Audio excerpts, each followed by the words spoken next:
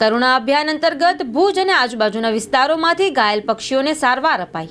કરુણા અભિયાન 2024 અંતર્ગત આપણા ભુજ સિટી અને ભુજની આજુબાજુના જે પરાના ગામડા છે એના માટે 5 આપણા કલેક્શન સેન્ટર કે જ્યાંથી ઇન્જર્ડ પક્ષીઓ અથવા જે પણ કોઈ જાનવર ઇન્જર્ડ અથવા પક્ષીઓ ઇન્જર્ડ થાય એમને ત્યાં કલેક્ટ કરી અને એમને વેટરનરી પોલિક્લિનિક્સ ભુજ ખાતે આપણે સારવાર આપવામાં આવતી હતી।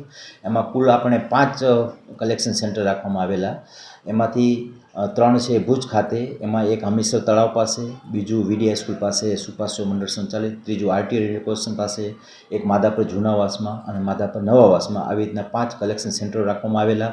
અને ત્યાં આપણા veterinary staff, paramedical veterinary staff આપણે ત્યાં રાખવામાં આવેલ।